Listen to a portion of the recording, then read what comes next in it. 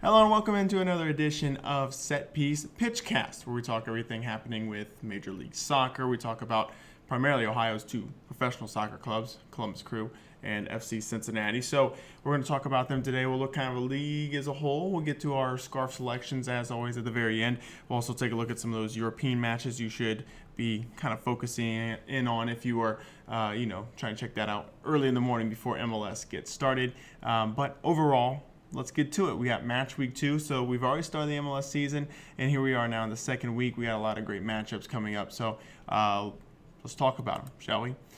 First, as always, the Ohio Sports Gazette is your one-stop location for all of this with Set Piece Pitchcast and with just everything in Ohio in general. So we got your professional league sports covered. We got your collegiate league sports covered. We're even doing a little bit of high school athletics as well with the Ohio State basketball tournament going on. So if you've been listening to the Anchor podcast, you know that we've been having some kind of updates on how those are going. A lot of district tournaments happening. I believe I'll be in Dayton tomorrow for a couple of those Division I Cincinnati regionals that's happening at UD Arena. So look for a podcast giving you some updates, probably more like on Sunday when we have all the divisions kind of put in and we get sorted into those regional tournaments. But as always, all professional sports, collegiate sports as well. Especially it's going to get crazy now with March Madness coming up. So you can check out the Ohio Sports Gazette for your Horizon League, your MACtion, Ohio State, so the Big Ten, Cincinnati, so the American, Dayton, so the Atlantic 10, and then Xavier has been a little bit of a run here lately, so the Big East as well. We'll be taking a look at all of those conferences, see how I think the tournament's going to play out for each one of those conferences, and more than likely I will probably be wrong because, I always get one or two wrong. Right now I'm doing okay with Horizon League. I only picked one wrong. The Penguins, they didn't get the upset like I thought they would, but everyone else did get the win, so I'm doing okay in the Horizon League right now. We'll see how it plays out here at the semifinals and the championship. Just one thing, too, to keep in mind. I've kind of incorporated the set piece part of Anchor podcast. I'm just kind of put it into the Ohio Sports Gazette. I had like two accounts. I had on my phone was the set piece, and then on the computer was Ohio Sports Gazette. So, we're just going to put set piece within Ohio Sports Gazette. So if you're looking for anything with your Winged Lions podcast dealing with FC Cincinnati or your Checkered City podcast dealing with Columbus Crew, you can find those in the Ohio Sports Gazette podcast. So you can scour through everything that's happening with the Ohio Sports Gazette, and then it will say like Winged Lions or Checkered City in front, so you'll know, oh, this is where I'm getting my soccer information from. So just keep that in mind as we do move forward.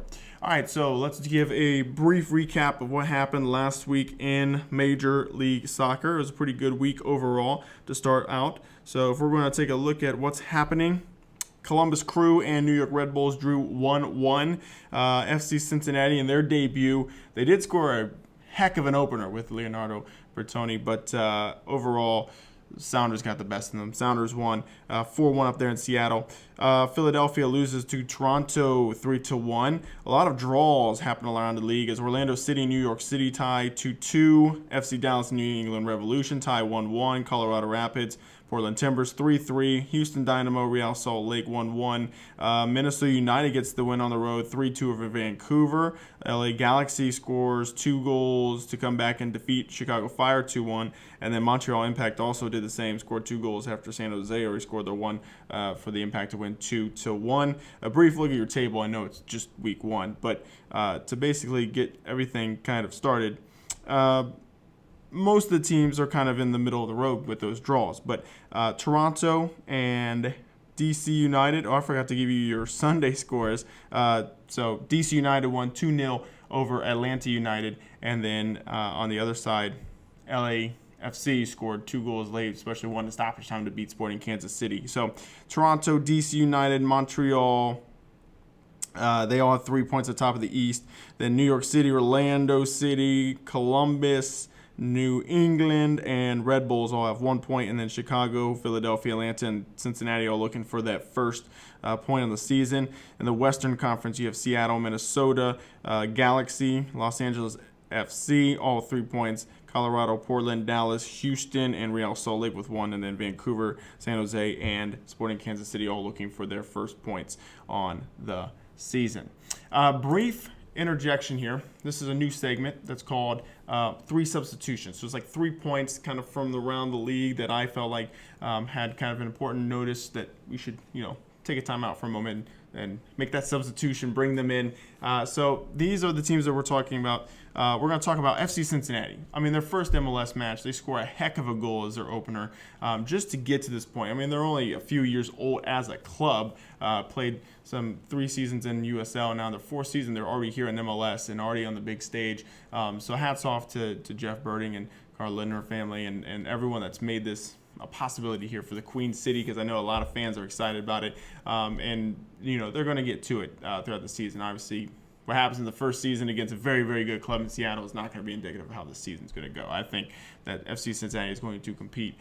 They got a few kinks to work out, but, there's always a learning curve when you take that next step to the top level. Tim Howard, I mean, this is his final season. He's announced that he's going to retire after this season. They played in the coldest MLS game on record, at least what they say. I thought that Sporting Kansas City Real Salt Lake MLS Cup championship might have been the coldest, because it was really cold in Kansas City that night. But apparently it's the coldest. It snowed the whole time. It was a blizzard. It was a wild game. And then it finished, I believe that was one of the ones that finished, it was a draw, but I think it was 3-3. Colorado scored very late to get the draw. But Tim Howard, I mean, he's in his last season, he's making big save after big save in that game that kept the Rapids in it. And then the final point, Columbus Crew. I mean, this was a team that was supposed to be playing in Austin, and here they are back in Columbus. The crowd was the highest home attendance since 2012, I believe. So kudos to everyone that came out. I mean, it got a little chilly. My brother and I were out there. I know a lot of friends were there too. So it was a great atmosphere. Seeing Columbus really being, back on the map per se. The attendance was kind of down, but it's back up in that game. So hopefully it kind of stays that way the whole season. And I think Columbus Crew, the quality on the field for the players is going to be really good as well. Also, United Soccer League, they're joining in. They set up a whole new structure. They're starting this week. Actually, I think the first game is going on tonight. But they have a whole new structure, and they now have like 3 tiers. I don't think it's promotion relegation. It's just there's 3 kind of separate tiers. So USL Championship is what FC Cincinnati was in last year, for those of you familiar with everything. So these have your teams: Louisville City, Pittsburgh Riverhounds, Indy 11, Tampa Bay Rowdies, Nashville SC, Charleston Battery, Charlotte Independence. Those guys all are going to be in the USL Championship. Then you have USL League 1 and then USL League 2. So basically, we've pretty much copied the Premier League and the model in England, because you have the Premier League, which is like the MLS, where it's top flight. Now, there's no promotion relegation between the two, but Premier League is like separate from then the Championship, the English Championship, and the English League 1, English League 2. Now we have USL Championship, USL League 1, USL League 2. So you have like those 3 leagues here, and then they count the gap up to MLS. So that's to give you an idea of kind of how the USL is going to be structured. There's a host of whole new teams. I mean, there's 18 teams in both the Eastern and Western Conference. So new teams coming in. Soccer is really exploding here in the United States. This is a part we call the Midwest March, where we're going to take a look at some other regional teams. Now, they're going to be more based in the USL, but just kind of a quick point for each of them. Louisville City, defending back-to-back champions down in Louisville, Kentucky. They are opening the season, probably trying to look for a 3-peat at this point. They got a good match to start. They're on the road against North Carolina FC, so it'll be interesting to see how Louisville City goes about defending their crown for a second straight season now. Indy 11 in Indianapolis, in Indiana, right? They have a tough one on the road against St. Louis FC. St. Louis actually switched. They were in the East like 2 years ago, and then they moved to the West, and now they're back in the East. So St. Louis making the jump back and forth with all these new teams entering. So Indy 11's got a good one. By the way, a lot of folks that didn't quite make the cut for MLS for FC Cincinnati, they're actually playing for Indy 11. So Kenny Walker, he's at Indy 11. So if you are checking out USL, maybe Indy 11 might be your new team. And then the Pittsburgh Riverhounds, oddly enough, they don't have a game this week. Their first game is not till next week. So we'll take a look about them a little bit more. Pittsburgh's a little bit further here from Cincinnati, but I kind of put this one in for Lee, who's from Pittsburgh. So Lee, this one's for you. I know you talked about it. You're like, where's the Riverhounds? Why not? We'll put the Riverhounds in here. So we'll get you up to date on that. By the way, just snapshot my thoughts on USL.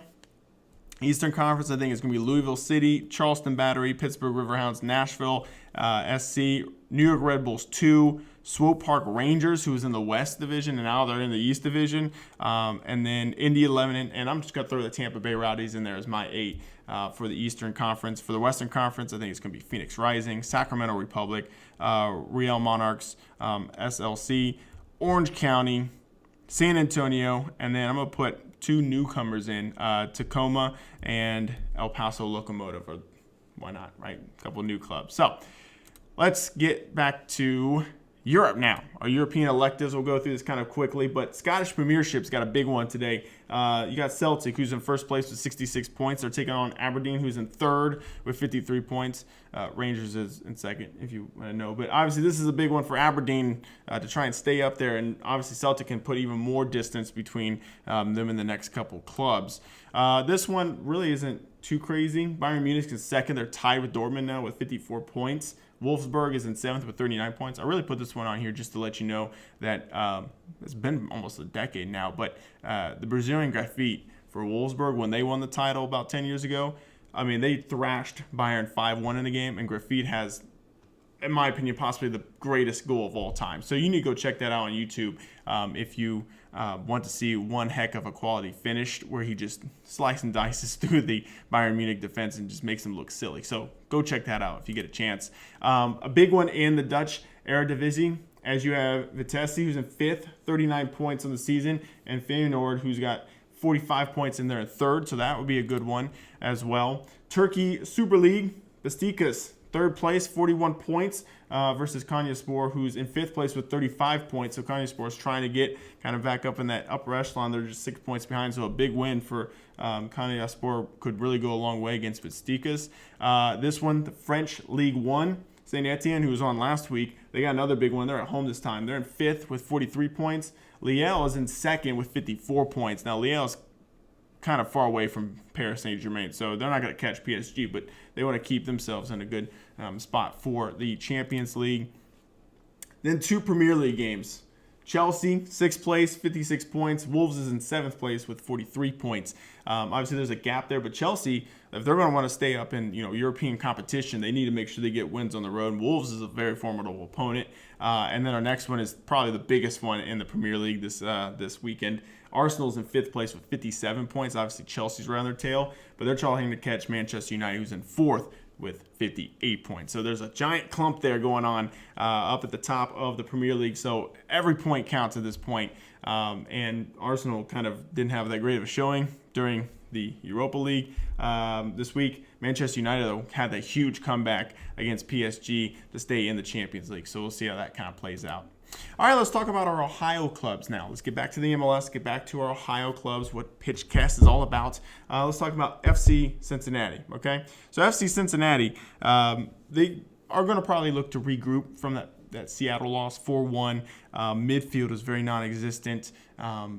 They got some work to do. Defense was kind of just battered the whole time. So I'm interested to see if there's any changes made, what's kind of made maybe tactically. Obviously, head coach Alan Koch is always been a really good tactician in figuring out how to change things that haven't worked. So it'll be interesting to see how FC Cincinnati comes out, because they have another tough one this week against Atlanta United. That's down in Atlanta. So that's going to be an interesting match to see how that kind of plays out. So looking forward to see how they kind of regroup. A couple of things player-wise. Blake Smith was put on waiver. So Blake Smith didn't make the cut initially for MLS, but now he's going to be moved out to whoever picks him up on the waiver. So he's not going to be a part of the club kind of going forward with the season. Emery Welshman has been loaned to a different club. So that means he's still on the roster for FCC, but he's loaned. He won't be playing with FCC. He's going to be playing with the other club that he was loaned to. And then FCC did get another player, though, Kenny Seif, who is coming over from Anderlecht, who is in Belgium. He also played at Ghent as well. So very top-rated teams. Both those teams are always vying in the Champions League. They're usually the ones winning in Belgium. So that's good for kind of tactical purposes, see how he comes in. Sounds like he's kind of a left side type of guy. He can play defense. He can play midfield. That's going to be pretty good. That's something the FCC does need quickly. So I think this is a great move by the club to pick him up. We'll see how he kind of joins in and plays. And then just something I just want to point out.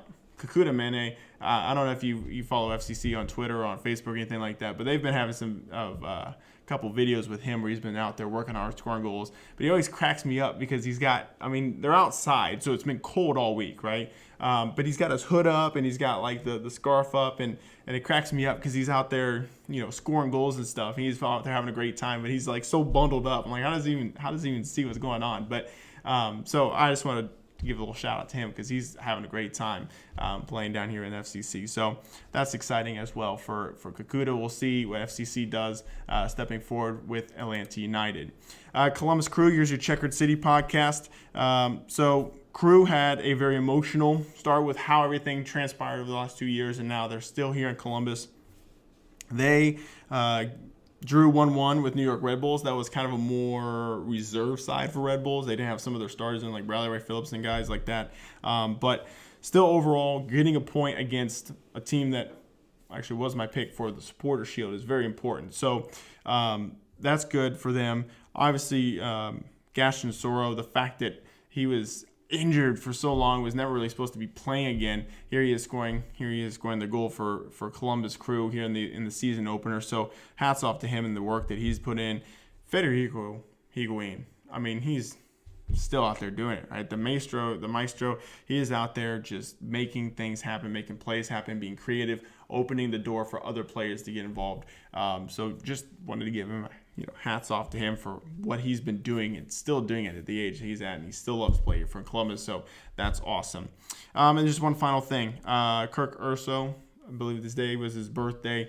Obviously, several years ago, he passed away through a disease, and that Heart Foundation's been opened up in the Columbus Crew, and they give an award out and everything like that. So just wanted to give him a shout out as well. A great player for the Columbus Crew and doing even bigger things for the community, soccer community as a whole. All right, it is time now for our scarf selection. So we're going to take a look at who I think is going to win all throughout this week. Now, with that said, I did kind of change it up. So if a team is higher in the points in the standings, then I'm going to try to predict if they're going to win or if the other team is going to get a win or a draw. So that's how we're going to kind of go about this week. So we'll start with Columbus Crew. They have a matchup in Foxborough, because they play at Gillette Stadium, against the New England Revolution. I think Columbus is going to come out hungry. I think that they were a little dissatisfied with the 1-1 draw. They felt like they could have won it against the Red Bulls. So I think that Columbus Crew is going to go into Foxborough, and I think that they're going to get the win over New England Revolution. Chicago Fire, they kind of let this one slip, right? They had a 1-0 win.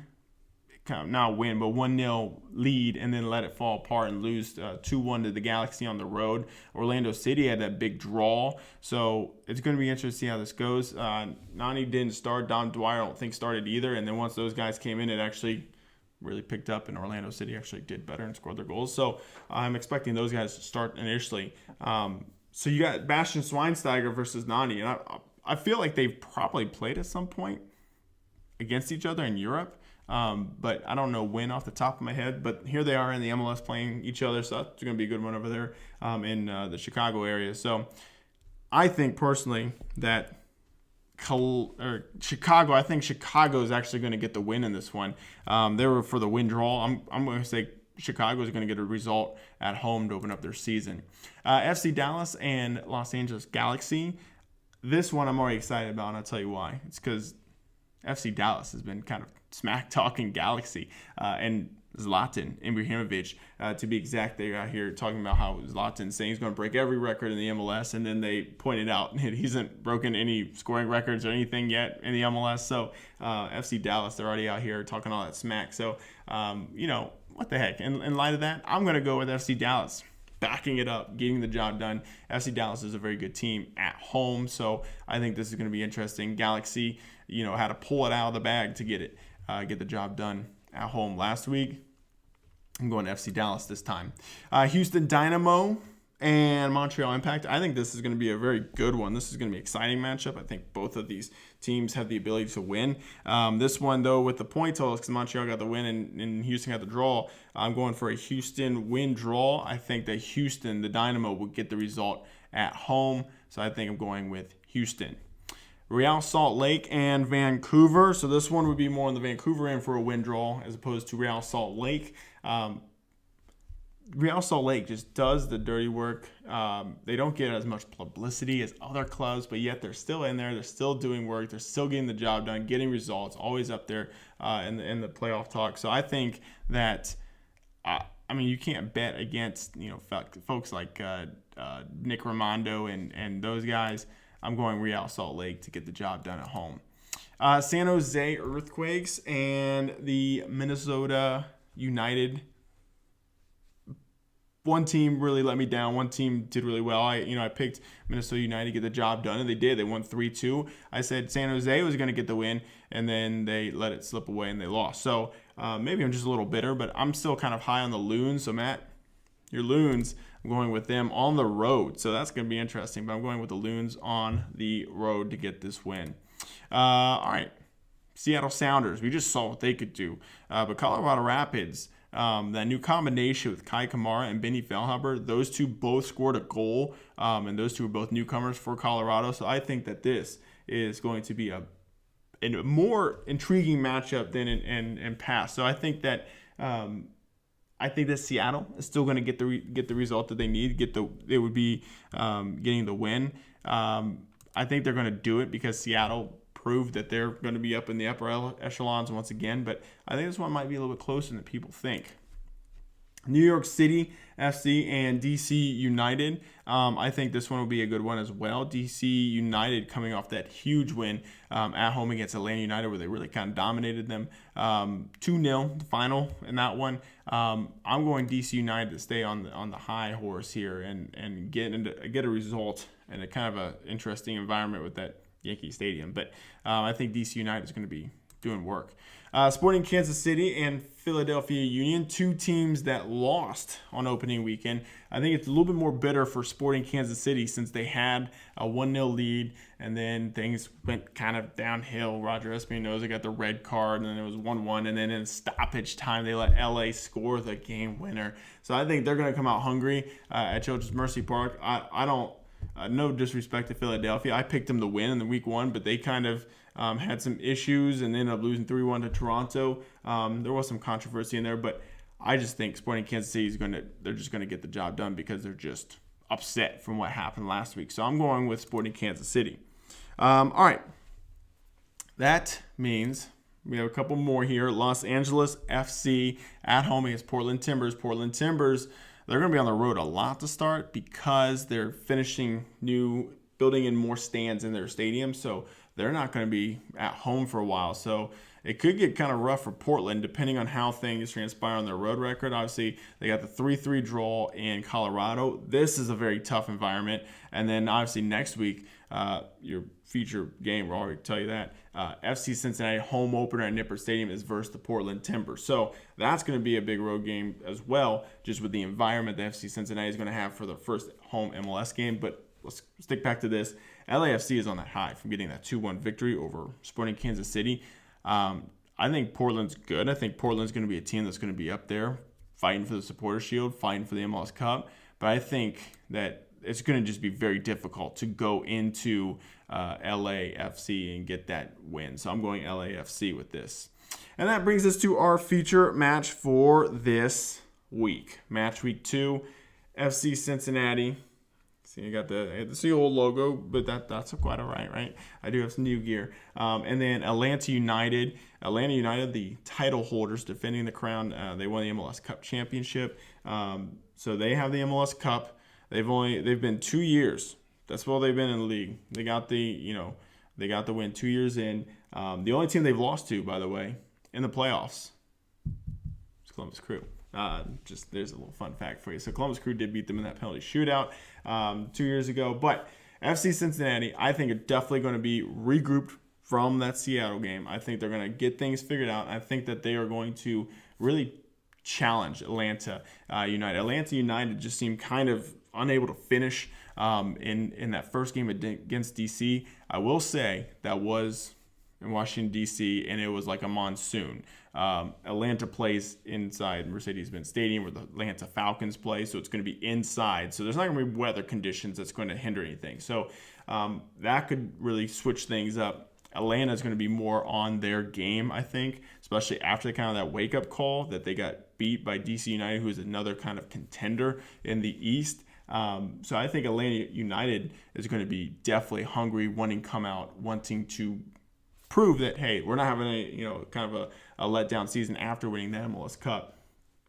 FC Cincinnati, I think, is going to put up a much better fight than they did against Seattle Sounders. Obviously, that one got kind of pulled away late as Seattle, after FCC's goal, Seattle just kind of found ways to score and made it look kind of silly. But I think FC Cincinnati is going to play a little bit more maybe defensive minded. They kind of were on the attacking foot against Seattle, and that didn't quite work well. So I might see them more kind of compact and kind of try and frustrate Atlanta that way. If FC Cincinnati can get a hold of possession and keep possession for a while, that will help just minimize the amount of attacking that Atlanta can do. But Atlanta can do things quick, so you got to be careful of that because Seattle can do things quick. That didn't work out. Need to be ready for what Atlanta can do. Obviously, Joseph Martinez, Golden Boot winner from last year, that guy can find goals out of nothing. So you got to be aware of him. You got to be prepared for what he can do.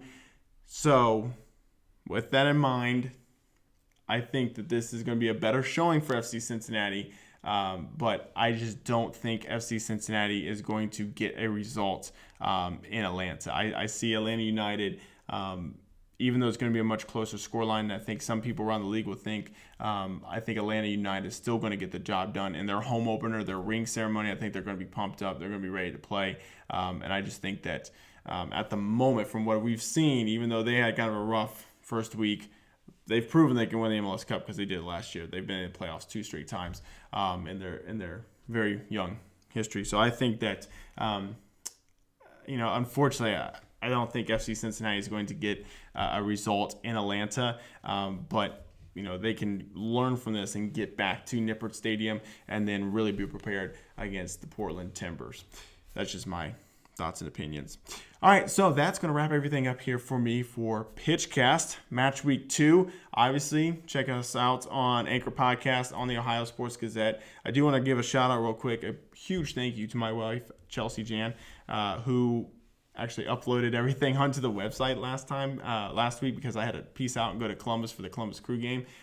So I want to thank her for actually uploading it and everything, so then you could see it throughout the day.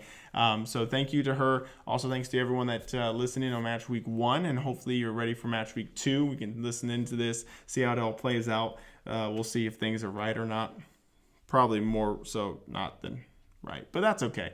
I have a good time doing this, setting this up. It's always fun to talk about soccer. I'm a huge soccer guy, so obviously, right? But I think Columbus Crew, I think FC Cincinnati are going to have some good showings this week. I think FC Cincinnati is going to prove that they can, settle in and handle some things with some of the best. I think Columbus Crew are going to go out and get their first 3 points of the season. That's just my opinion.